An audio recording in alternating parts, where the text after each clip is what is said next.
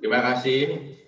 Terima kasih juga kepada CNBC untuk undangannya kepada kami sehingga bisa menyampaikan paparan dalam kesempatan dan juga menyampaikan keynote speech yang sedianya akan disampaikan oleh Bapak Menteri BUMN Bapak Erick Thohir. Jadi saya dalam kesempatan ini mewakili beliau untuk bisa menyampaikan keynote speech tersebut. Jadi tentunya kalau kita melihat energi di Indonesia, boleh dipaparkan bahwa kami sebetulnya melihat bahwa salah satu dari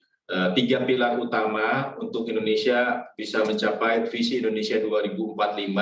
selain daripada ketahanan pangan dan juga ketahanan kesehatan adalah bagaimana Indonesia bisa mencapai ketahanan energi. Hal ini tentunya juga melihat bahwa pertumbuhan ekonomi di Indonesia diharapkan dalam beberapa tahun mendatang sampai dengan tahun 2045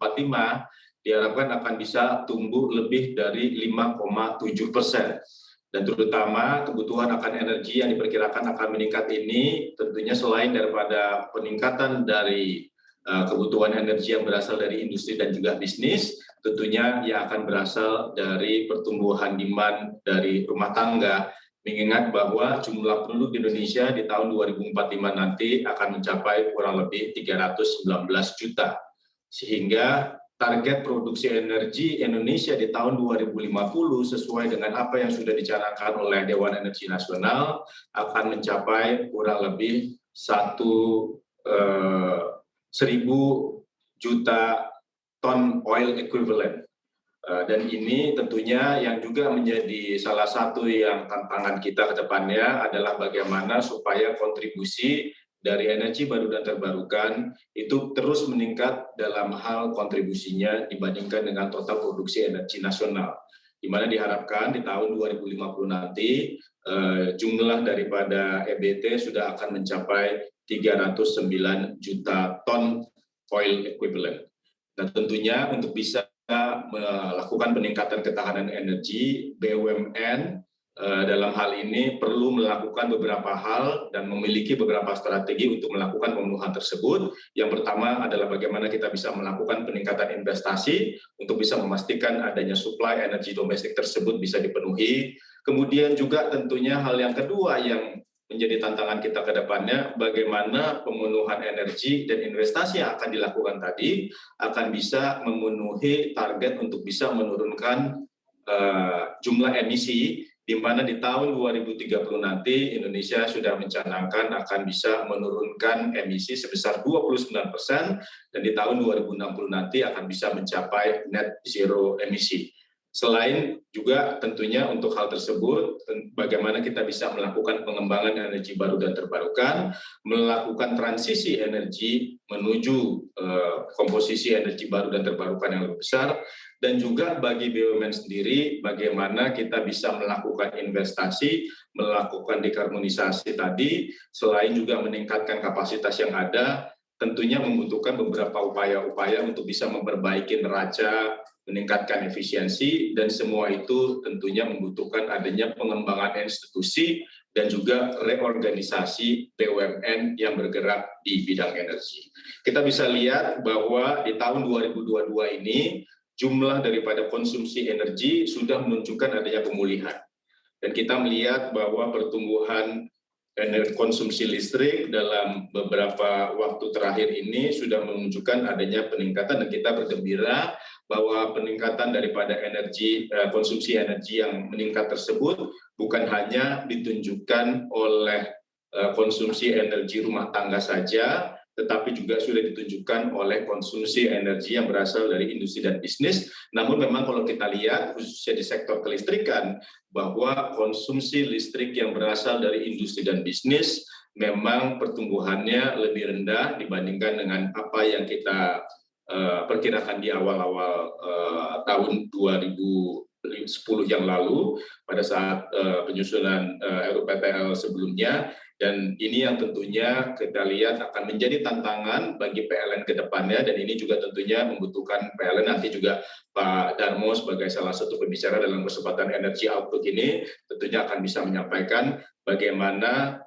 PLN bisa menjawab tantangan. Di sisi satu adalah bagaimana kita bisa menyikapi adanya potensi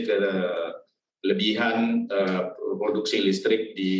Indonesia. Sementara itu bagaimana kita bisa mendorong supaya konsumsi listrik nasional, khususnya yang akan berasal dari industri dan bisnis, itu bisa ditingkatkan, tetapi juga bagaimana supaya konsumsi listrik rumah tangga juga bisa ditingkatkan, dan ini juga tentunya terkait dengan apa yang kita lihat saat ini, di mana dengan adanya target untuk bisa menurunkan emisi, tentunya juga diharapkan akan ada perpindahan konsumsi energi dari yang sebelumnya akan dikonsumsikan dari konsumsi BBM, yang kemungkinan dalam beberapa tahun mendatang tentunya akan bergeser kepada konsumsi listrik yang lebih tinggi.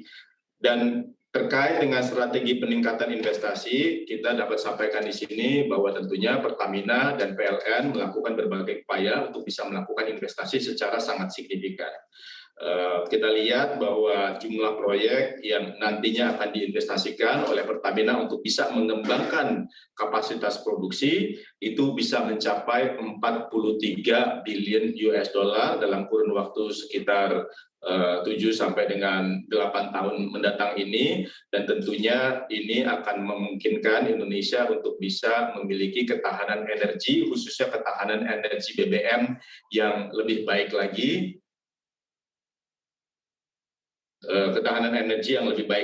di mana kapasitas pengolahan dari BBM, mungkin bukan slide ini, halaman sebelumnya, di mana kapasitas pengolahan BBM di Indonesia akan bisa meningkat secara signifikan mencapai 1,4 juta barrel per harinya, serta bukan hanya meningkatkan kapasitas, tetapi juga akan meningkatkan kualitas dari produk. Selain daripada itu, selain menghasilkan BBM, tentunya peningkatan daripada kapasitas kilang tersebut akan memungkinkan adanya peningkatan daripada produksi petrochemical juga di Indonesia. Selain daripada itu, tentunya berdasarkan RUPTL di tahun 2021 sampai dengan tahun 2030 nanti, PLN juga diharapkan untuk bisa melakukan investasi, khususnya dalam hal ini adalah meningkatkan investasi dalam bentuk transmisi, selain juga bagaimana Indonesia bisa meningkatkan kapasitas pembangkit, khususnya pembangkit yang terkait dengan EBT. Mengingat bahwa terkait dengan RUPTL yang sudah dikeluarkan oleh Kementerian SDM bekerjasama dengan PLN baru-baru ini, bahwa jumlah instalasi RUPTL di tahun 2021 sampai dengan tahun 2030 nanti, kita sudah melihat bahwa jumlah kapasitas baru yang nanti akan terpasang itu akan lebih banyak yang berasal dari energi baru dan terbarukan, dan ini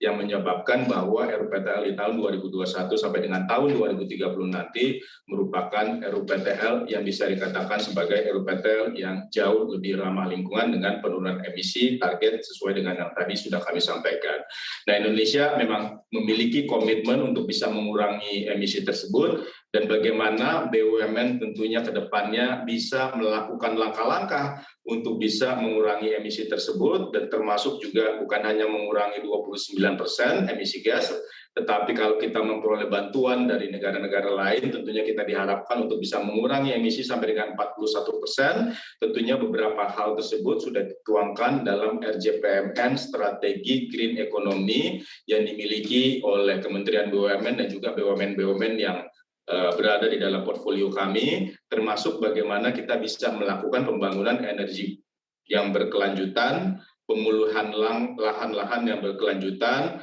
pengelolaan limbah, dan di dalam Kementerian BUMN bersama-sama dengan BUMN kita sudah memiliki strategi dekarbonisasi untuk bisa mencapai net zero emisi tersebut, yang summary-nya adalah bagaimana di satu sisi kita bisa menurunkan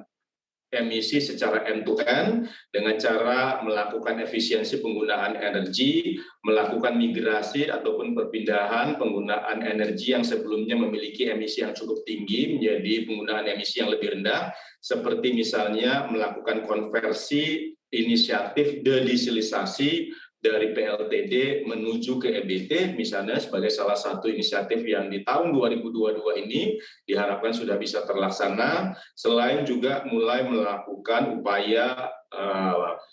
PLTU retirement atau mengurangi kapasitas penggunaan dari PLTU yang ada. sebagai salah satu contoh adalah kita berharap bahwa di